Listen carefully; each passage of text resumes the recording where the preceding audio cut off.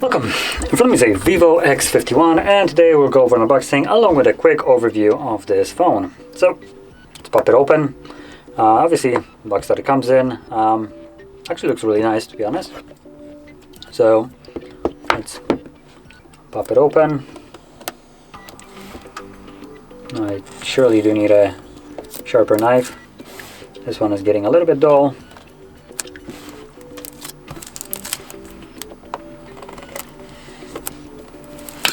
Come on, there we go.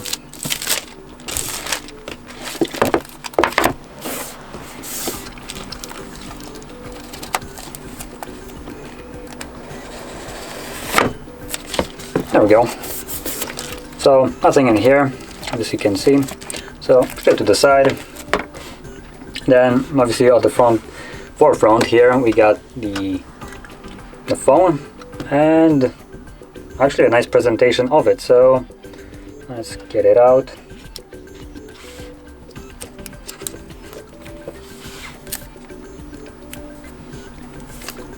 Okay, I'm gonna set it to the side. Let's get rid of this. Then lift this up, and nothing really on here. So again, straight to the side. And it looks like here we got our cables and basically all the accessories. So start off with the right side. So that's where we got the charger. Now it is a fairly big one. Now from what I've seen, it does boast a 33 watt max charging, as you can see, so fairly good charger right here. Then it looks like the cable is on the other side, so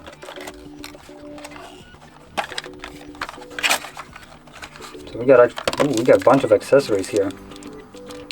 Ear tips in here, surprising honestly. Then we got a Type-C to an audio jack, and then it will look like VIVO earbuds with a really interesting design, honestly. They look really minimal and small, so quite nice. Now obviously just a normal jack, so a little bit of a downside here. I'm gonna drop them to the side. Also these things, and here what do we get? Another nice touch. Casing. Props. Really like the casing, or well, inclusion of it actually. And well, that's about all we get in here, so let's just get it out of the way. And I'm gonna keep this here so you can clearly see what comes included. Let's get to the phone.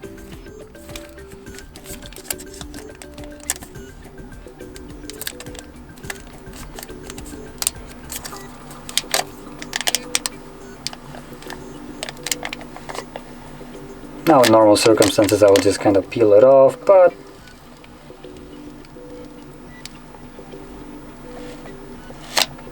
there we go. So there's the phone, and it looks nice, can't deny that. Gee, this looks better than I expected, honestly. So when this arrived today, I wasn't really expecting much, but it looks like a really decent phone actually. Just straight up from the start, well, specs of it, and also just how it feels in hand. It's really premium feeling phone, honestly.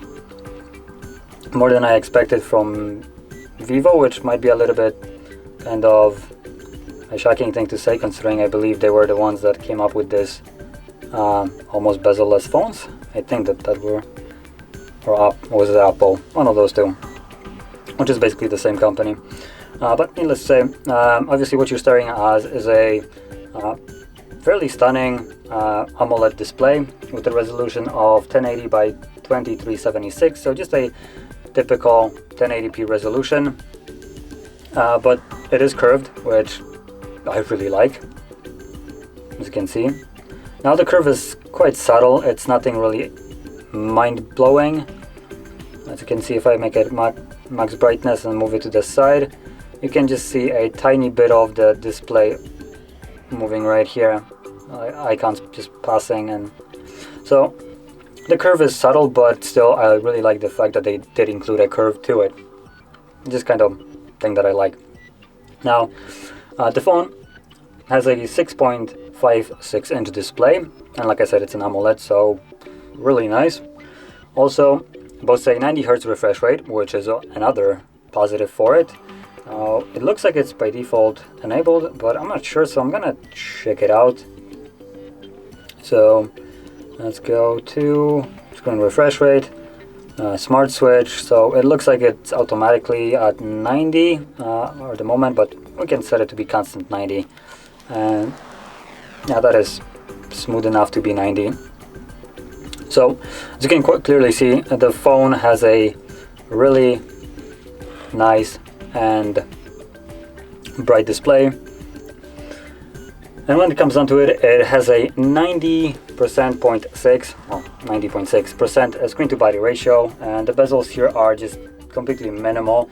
Bezels on the sides are basically non-existent, and on the top and the bottom you have really not much there. As you can see, if I lift this up to change it into white, it does have one of the best screen to body ratios I have seen for some time, without any kind of notch or anything.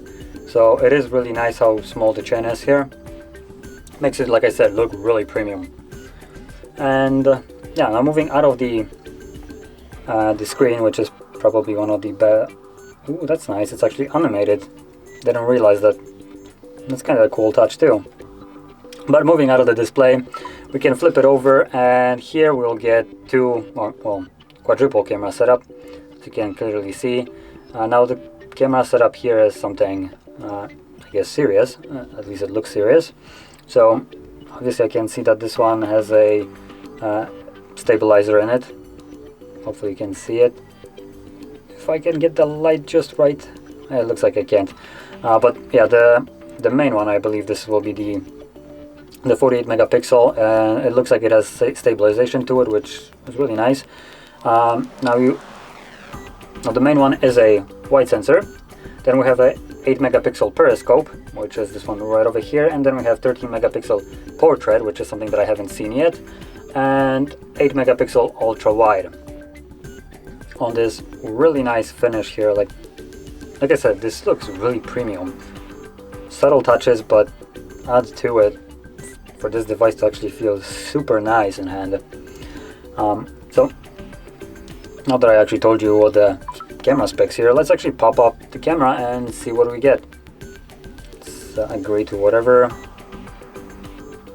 We have super macro, bokeh, super wide angle, which I guess I just get to tap on to change it. Nice.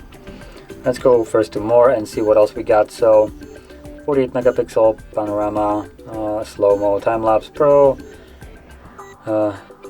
super moon, not really sure, pro sport, astro mode. Where's the astro mode?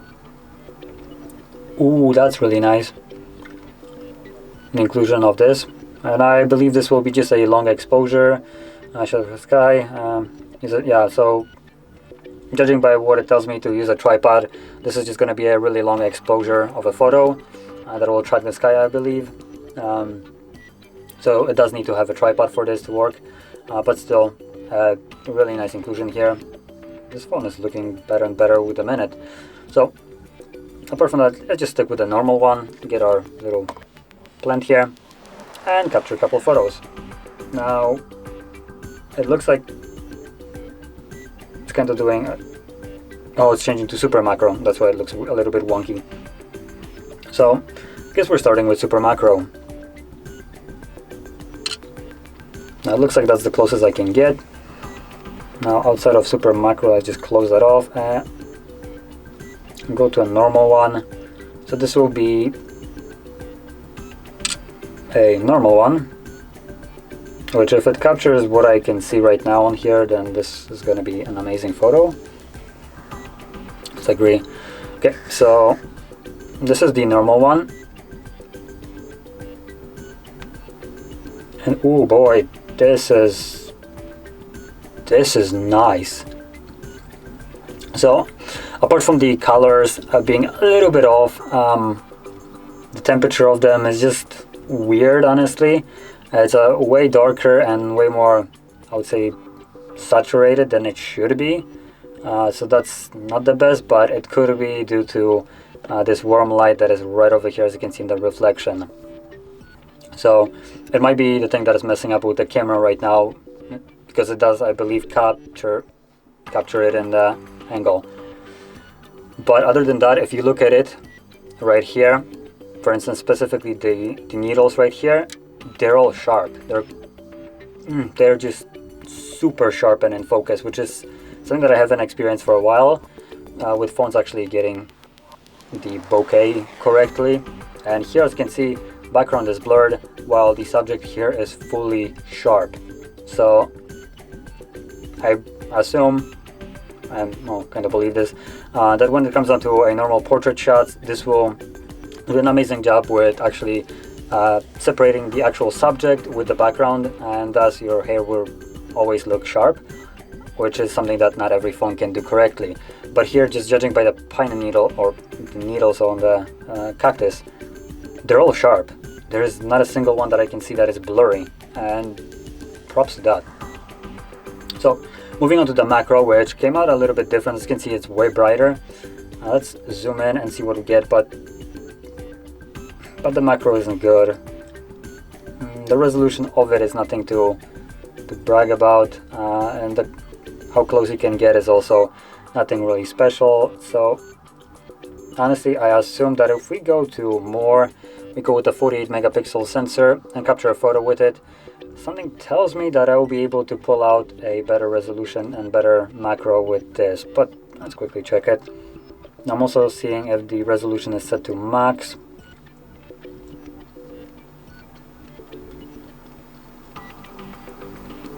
Okay, so let's pop it and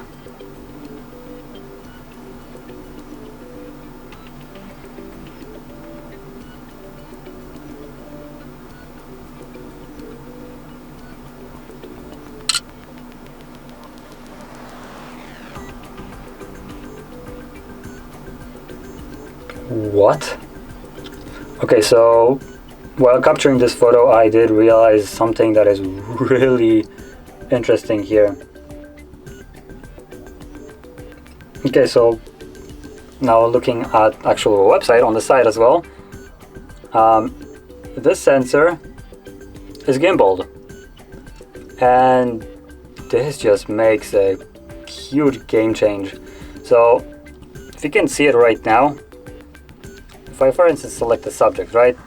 It's right now in the middle, right? Now pay attention to how I'm going to be moving the phone and how it looks like on here. So it's basically trying to keep it completely steady. Now, this might be a little bit weird how it looks like, so I'm going to go to a video and record it from this perspective. So you will see me moving the phone left and right. And you will see how much impact it has on the actual image itself once I actually replay it. So let's do it right now. Now, unfortunately, you won't be able to see the screen, but you can see the way I'm just...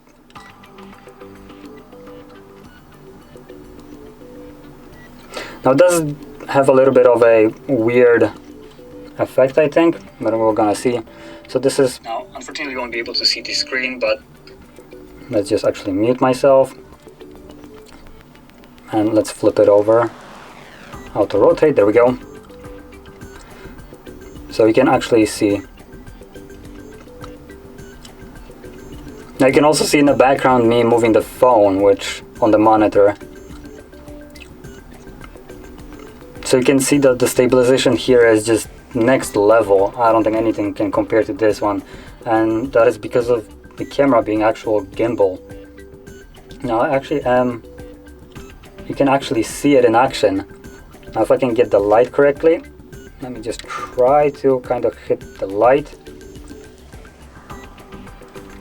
maybe a little bit on the top.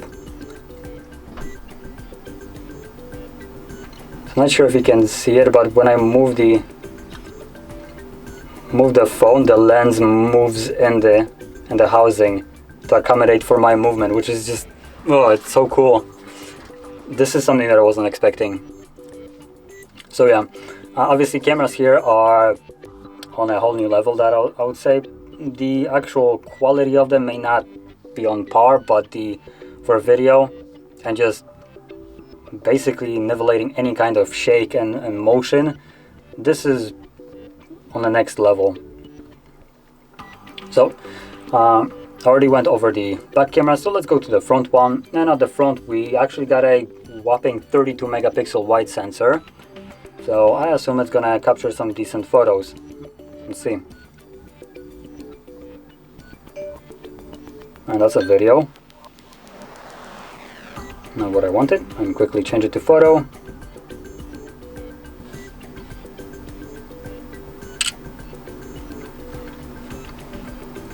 So there we go, there's the photo.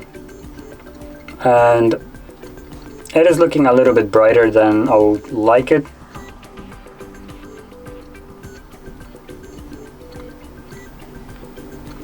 Now I am looking at specifically the hair to see if it did any kind of bokeh and just or ruin the shot in any way, but honestly there's nothing that is glaring, like any kind of glaring flaws out of it. It looks okay, and no problems with it. It's not the best shot I have experienced in recent week, but it's still good enough in my opinion. So now moving on to the actual specifications of the device, we do have a Snapdragon 765G. So this is going to be a not necessarily the top of the line processor, but it is one that actually is 5G. So if that is something that you're looking for, then there you go. It does come also with 256 gigabytes built-in storage and also 8 gigabyte RAM. Unfortunately, there is no expandable storage, so the 256 is all you can get here, and you cannot expand it any further. And it does also come with a UFS storage 2.1, which also won't be the quickest one, won't be even near the quickest one, honestly. You could still get a 3.0 or 3.1 and also NVMe, kind of like iPhone. So this is more of like a mid-range storage spec. And what this means is just how quick the device can read and write data to the storage and from the storage. And when it comes down to normal usage, you might not really see a big difference in it. But if you, for instance, plan to record 4K footage, export it, or just edit it in any kind of way, this will have a huge impact on it. So, outside of that, we also have a 4315 milliamp hour battery. Fairly okay. Would probably like to see a bigger one, but it does come with a 33 watt fast charging, which they claim it charges your device to 57% in 30 minutes, which is really nice. Now, there is no Qi charging, if that is also something that we'd be looking for. A little bit sad. I'd really like to see it, but honestly, with a 33 watt charging, this seems to be, I guess, good enough, or acceptable at least. And it does have a NFC if you want to pay with it. It does have a under fingerprint sensor, so let me actually set it up so we can actually see how quick it works. It's gonna be in our security. There we go, security, fingerprint. I'm gonna go with the pattern. Let's set up pattern. Now obviously you can see that the device is working really nice and fast. So I'll start importing. I have agreed. Cool. So it looks like it's right at the bottom. I'm gonna just do a kind of a not very good scan. Okay. So there we go. We have added a fingerprint, and now let's see how quick it works.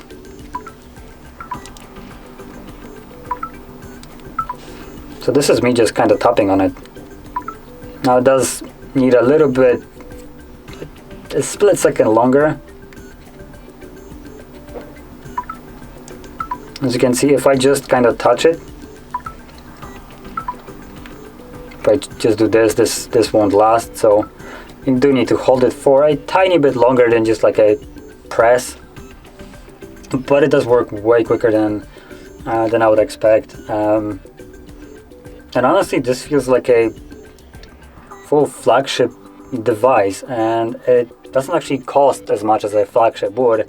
So putting that out there, it costs $780. Now it's not really the cheapest device, but for the price that you pay and what you get with it, you even get earbuds and a little dongle for it, along with ear tips and a 32-watt charger.